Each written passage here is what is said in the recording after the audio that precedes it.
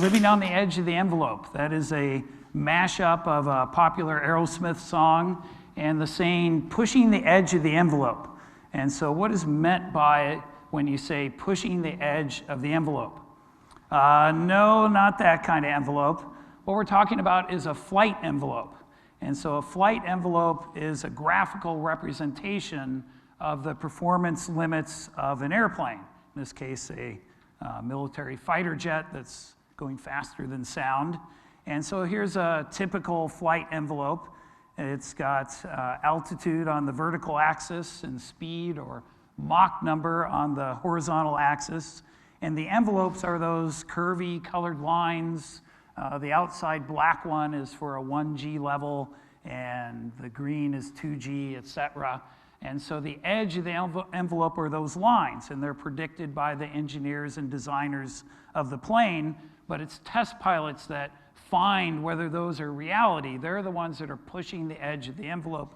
They risk their lives to do it, to see what the planes can really do, so when they're operational, the pilots know what they can expect their planes to do. Now, when test pilots are doing this, they often find that the plane can do more than the pilot can. And so they are also pushing the limits of human endurance.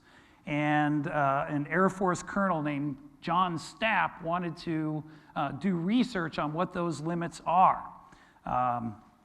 But he didn't feel it would be ethical to do it on volunteers in the military. You know, there's no such thing as a real volunteer. And so he did the research on himself. And so this research involved subjecting himself to large accelerations to see what could be tolerated by the human body. Here he is on a rocket sled.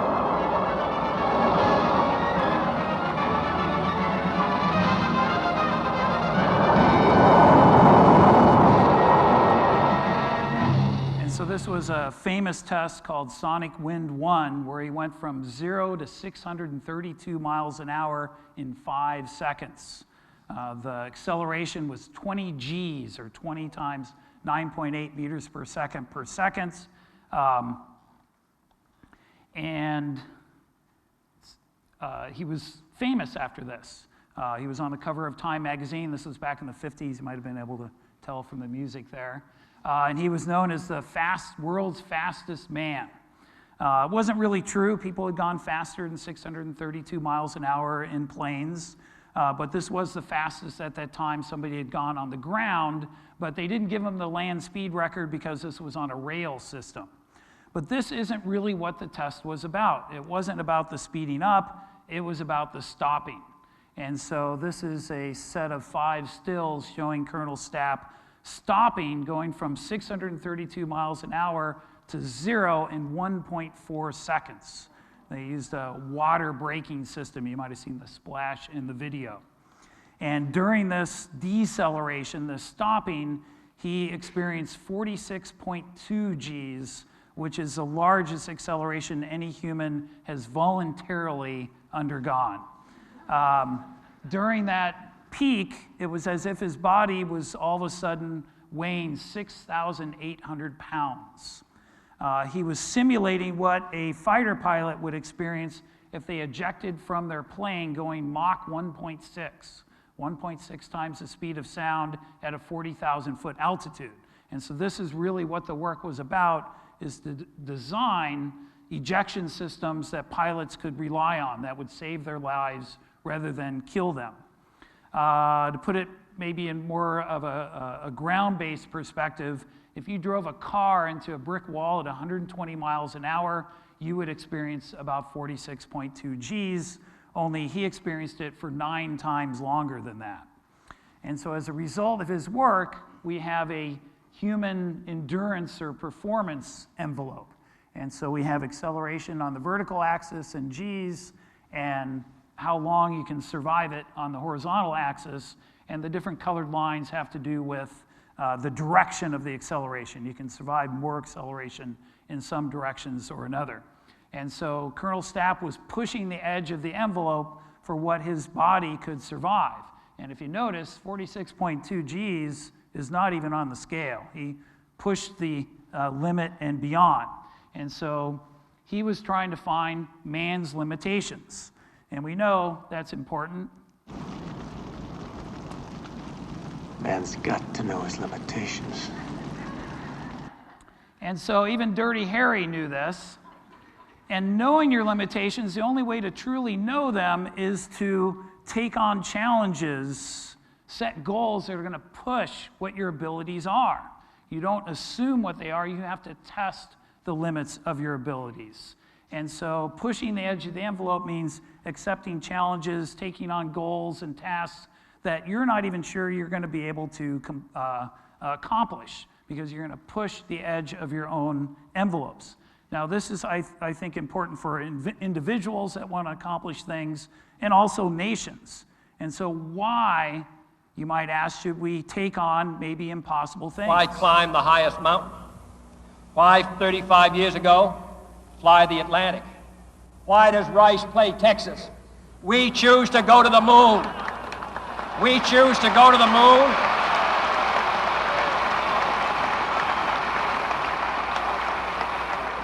We choose to go to the moon in this decade and do the other things, not because they are easy, but because they are hard. Because that goal will serve to organize and measure the best of our energies and skills. And so Kennedy says that picking this goal of sending a man to the moon will measure the best of our energies and skills. That's pushing the edge of the envelope. That's what it's about, to measure the limits of what your skills are.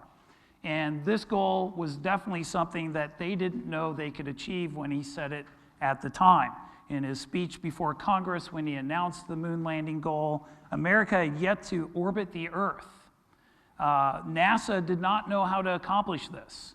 If you were to build a rocket that would take astronauts to the moon and then back to Earth, it would be too large, larger than NASA could build even today. But Kennedy knew if he set this goal, if he took this commitment to the country, that we would find a way to accomplish it. And he was right about that. In case you didn't know, we did land on the moon and come back. But by the time he gave this speech at Rice University, NASA had developed something called Lunar Rendezvous, which did make it so that we could do it with still a pretty large rocket, but one that they thought that they could build. And so pushing the edge of the envelope causes people to rise to meet the challenge and extend their capabilities. The envelope is not static, you can push it. And the benefits, not just achieving the goal in this case, but it changed the country, I think even changed the world. We could go on all afternoon about the benefits of the space program, but I think as far as the Apollo program, the main benefit is it makes us think we can do anything. People will say, if we can land on the moon, we can insert impossible task here. That we have this feeling that whatever problem or task, if we put our minds to it and our resources, that we can accomplish it. We can do almost anything. And I'm not sure we had this way of thinking before the moon landing. And so Kennedy took this goal, even though he wasn't sure it was possible to achieve it. Other people have done this in the past. Here's an example. I will take the ring to Mordor. Though I do not know the way. Though I do not know the way. He didn't even know how to get there, let alone all the hazards he was going to face, but he knew this was an important thing, and he had faith in his own abilities and those of his friends to get there, and we know this was an important thing to do. And so taking on a task that you're not sure you can accomplish is what pushing the edge of the envelope is about. He didn't come up with an excuse. He didn't say, well, I can't do it, I don't even know the way. He didn't say, this is something that's hard for me, I'm not good at this. He said, I'm going to do it even though I don't know the way. And so this takes a leap of faith in your own abilities. And I think that's what Ray Bradbury was thinking when, in a commencement speech, he told the graduates to go to the edge of the cliff and jump off and build your wings on the way down. And so it's making that commitment that's going to spur you to come up with a way to build the wings or do whatever it is you need to do to accomplish it.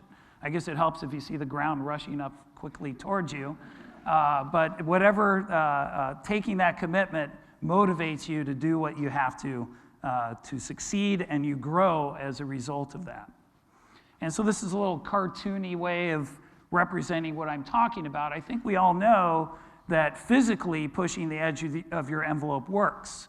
And so you go to the gym, you increase the weights, and you get stronger. You increase your reps, and you build your endurance. And so you're constantly expanding the limits of what you can do.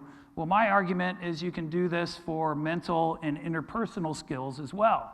You take on a task with a deadline.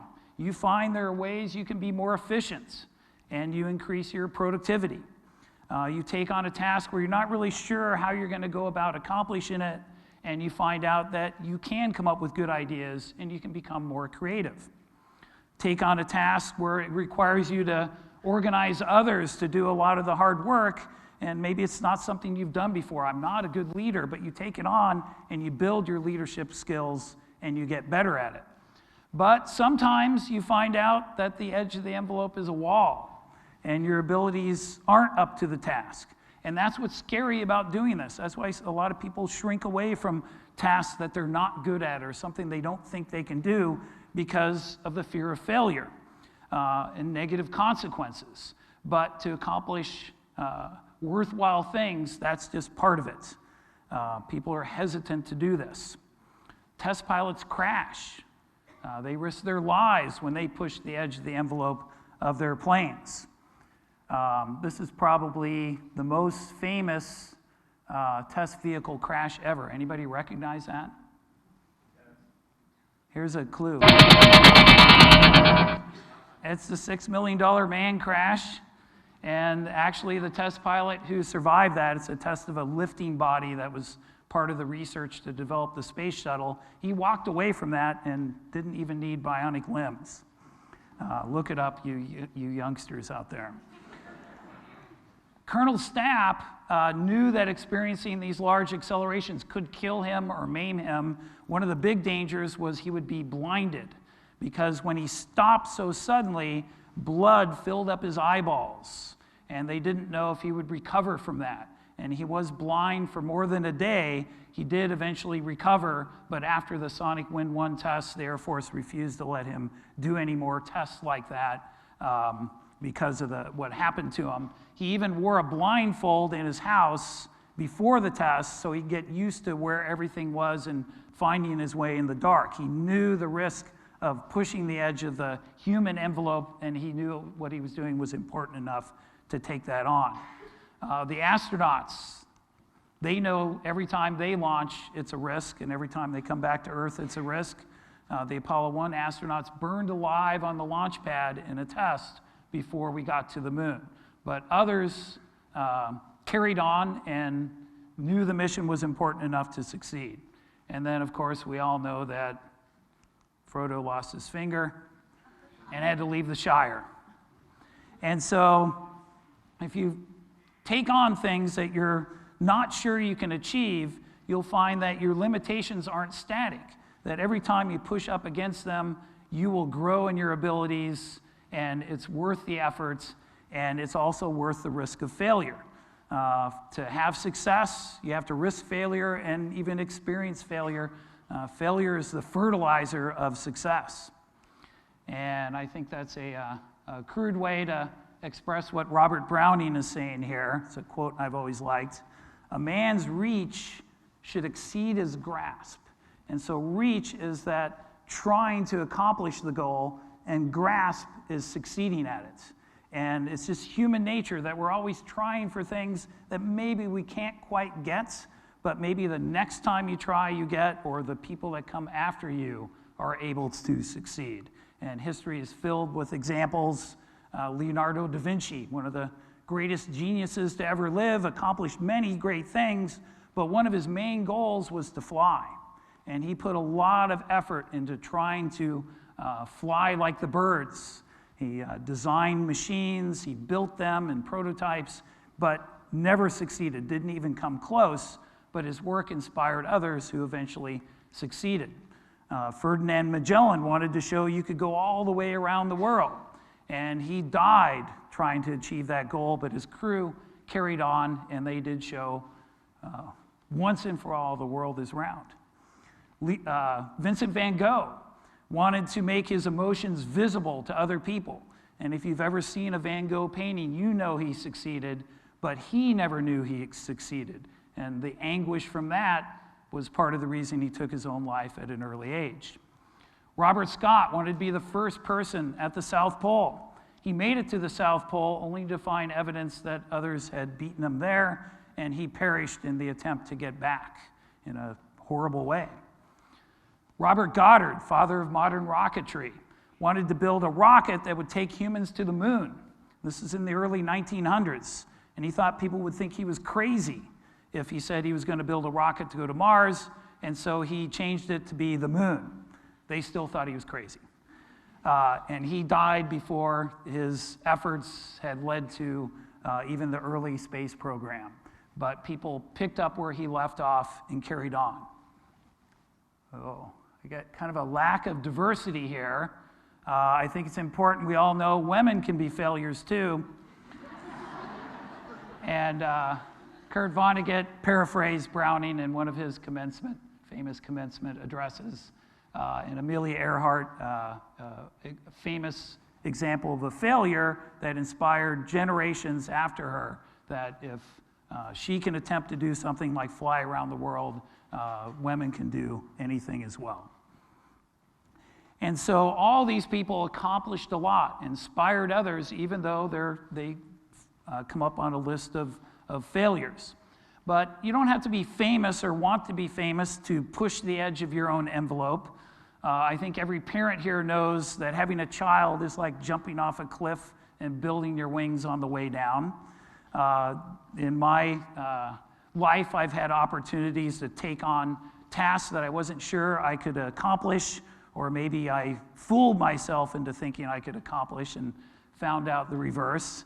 I grew up in a small coal mining and farming town in south central Illinois called Carlinville, a really good place to grow up. The school was pretty good, and when I graduated, I thought that I could go to one of the top schools in the country and major in one of their hardest majors, aerospace engineering. And I showed up to class. I got placed into this honors engineering class my freshman year, and in the first week talking to the other students, I found out I had the lowest score you needed on the tests to get into this class. And so now I was the bottom of the barrel, and I was going to have to struggle to compete with my peers. In this class, we were using one of the earliest computer-aided design programs. This was 1978. And the other students seemed to know a lot more about it than me. It was all new to me, and I soon found out they had computer classes at their large suburban Chicago high schools, and my computer education consisted of the one day we went and visited the computer at the local college, and I was sick that day. And so my first year there was a real struggle trying to keep up with them, but I kept at it and eventually succeeded and did graduate with an aerospace engineering degree and took a job in the Bay Area with the Lockheed Missiles and Space Company, now Lockheed Martin. I have a problem calling them that because Martin Marietta was one of our main competitors when I worked there. And so Lockheed hired me to build spacecraft, which I'd never done before. But I said, sure, I can do that. And the first few years working with the other engineers that knew what they were doing, I realized I didn't know what I was doing.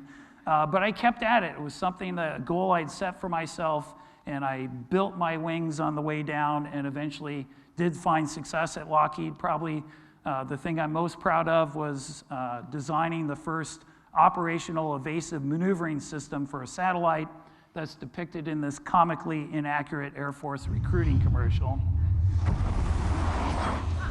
Sir, debris heading towards our comm satellite. Impact may cut off communications with ground forces. Launch avoidance maneuver.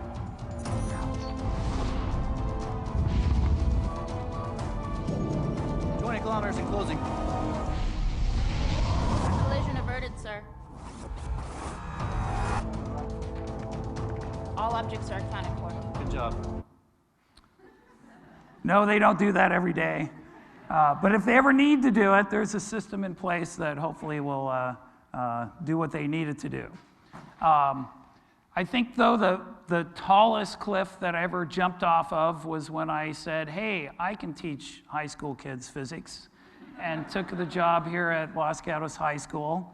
That was 24 years ago. I'm still building my wings on the way down. But as I've taught, what I've found really a big part of a teacher's job is not pushing the edge of my envelope, but trying to inspire and motivate my students to take on things that they think are hard, or I'm not good at this, and find that not only can they succeed, but they get better at the things they say they're not good at. And so I was happy to be here to try and also spread that message to you. And so maybe I've convinced you. How many of you want to join me and push the edge of your envelope? Clap your hands if you do.